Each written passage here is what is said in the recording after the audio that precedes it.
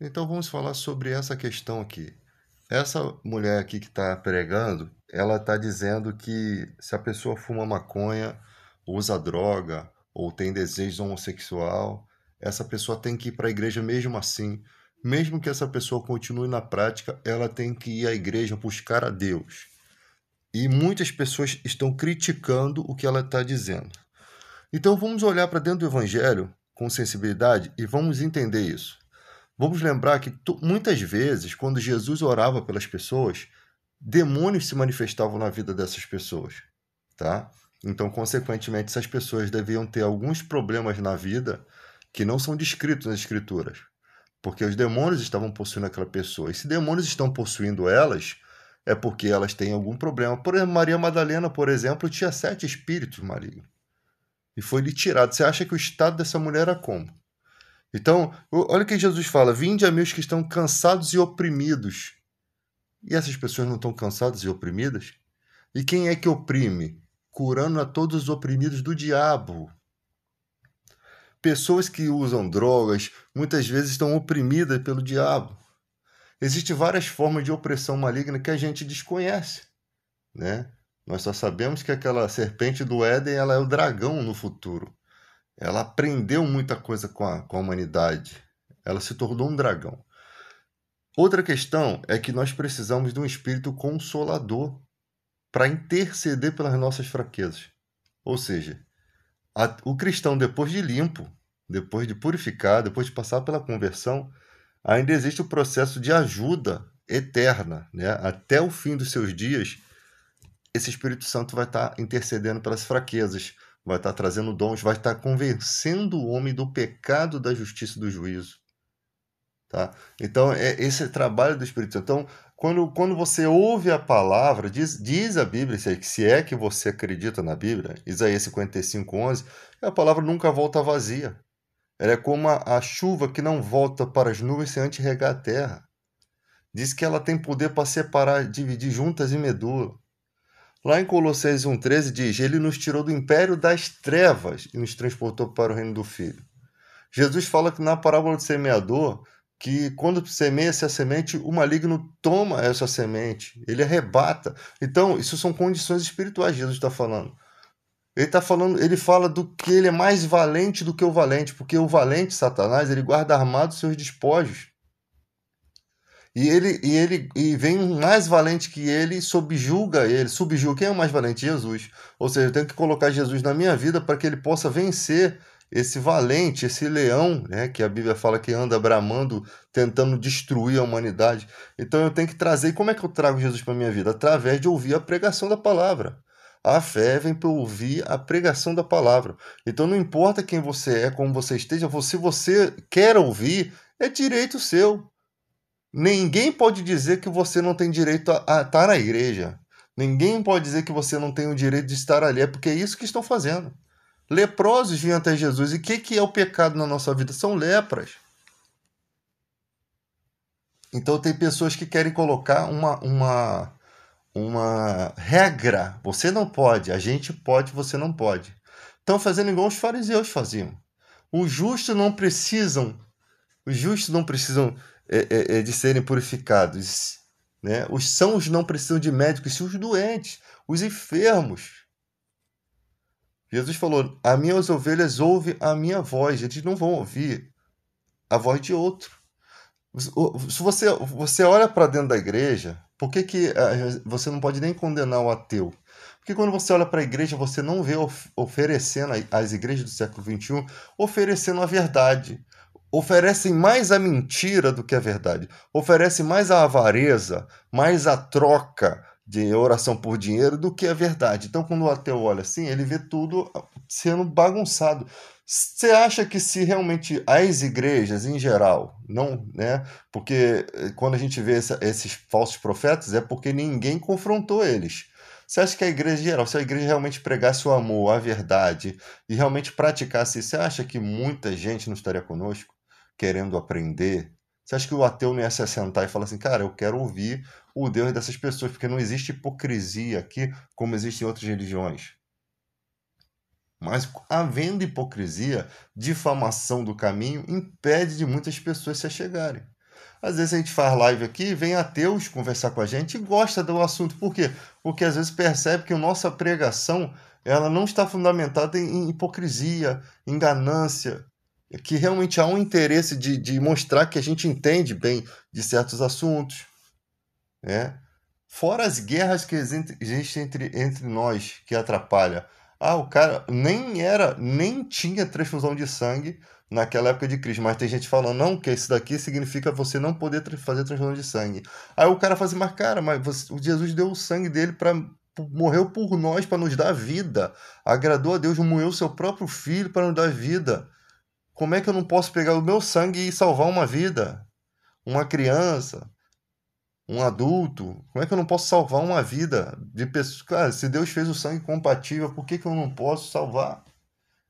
Sabe, tem sangue doador universal, tem sangue do receptor universal. O que a vida está dizendo pra gente? Que dá para fazer, dá para ajudar, né? O bombeiro não arrisca a vida dele, às vezes, para salvar uma pessoa. Ele sacrifica a vida dele, né? Que seria um custo alto para a família dele, para salvar uma vida. Se fosse simplesmente uma doação de sangue, qual o problema que tem nisso?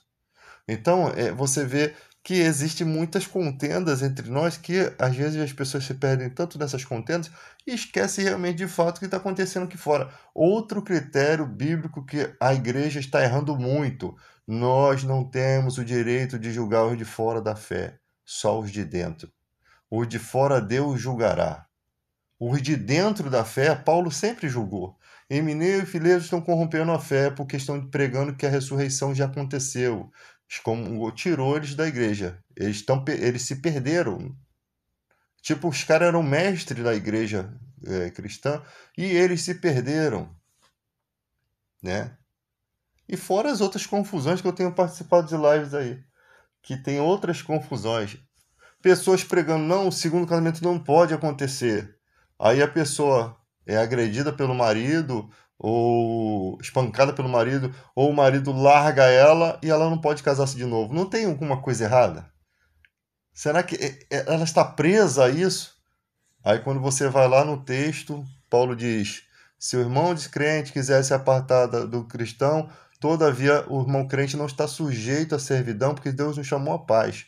Quando Paulo diz isso, lá naquela igreja lá existia uma igreja de Corinto que veio de mestre da sinagoga. Teve um mestre da sinagoga lá um principal da sinagoga que se converteu.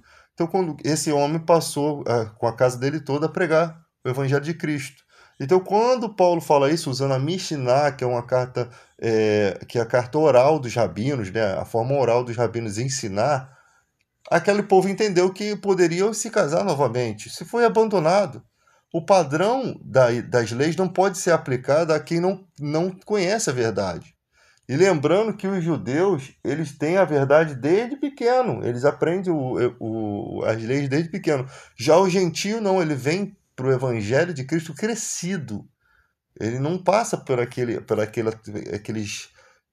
aquela transformação de vida toda. Por isso que a exigência da lei é muito forte, porque desde pequeno o cara aprende a lei. O gentio não, ele viveu no mundo, no pecado mesmo, no mundo perdido, e ele conheceu a Cristo. Ele é uma criança no reino de Deus.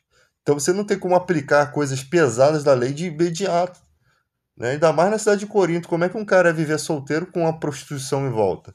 Então, se o descrente quiser se apartar, a lei de Deus não se aplica ao descrente. Ela se aplica ao crente. Nós não podemos julgar os de fora. Os de dentro, se estiverem corrompendo a fé, tem que ser julgado. O homem lá que teve relação com a madrasta foi julgado, excomungado. Agora, os de fora da fé, você não pode julgar. Você não tem o direito de julgar, porque os de fora da fé, Deus julgará. Foi Paulo que disse isso. Ah, mas o cara é homossexual, o que eu vou dizer para ele? Você não diga nada, prega o evangelho. Prega Jesus Cristo, porque quem convence o homem do pecado, da justiça e do juízo é o Espírito Santo. Então, quando uma pessoa, mesmo usando drogas, mesmo passando por todo esse processo, ela vem até a igreja, é porque ela está pedindo ajuda. E você acha que Jesus vai negar ajuda? Porque se ela não quisesse, ela poderia viver a vida dela do jeito que estava. Mas se ela até quer uma ajuda lá dentro do coração dela, Deus sabe se de fato realmente ela está querendo uma ajuda. Às vezes ela quer a ajuda dos irmãos, às vezes a família da fé acaba ajudando essa pessoa. Pessoas que vieram do mundo das drogas são as que podem ajudar melhor. Se tem psicólogos que poderiam ser psicólogos civis, né? Psicólogos forenses, pessoas que deveriam ser preparadas para cuidar de ex-drogado, é o cara que foi drogado também. Porque ele conhece tudo sobre a vida das drogas e ele sabe o caminho como ele saiu. Ele sabe o que ele fez, que tipo de perseverança ele teve que ter. Então você pega, o cara é especialista nisso, mas o cara não sabe nem os efeitos da droga. O cara não sabe o que é viver longe da família, o cara não entende. Quem viveu entende e pode ajudar. Essas pessoas, e muitas delas fazem isso. Viveu tanto nas drogas, e a Bíblia fala que a gente consola as pessoas com a mesma consolação que somos consolados. Então, se essa pessoa descobrir uma forma de sair, descobrir o caminho, seja que for, eu fazia exercício para tirar a toxina do corpo, eu dormia mais, eu me alimentava melhor, você sabe? Essas pessoas têm informações que são cruciais para a libertação de uma pessoa que está perdida. Né?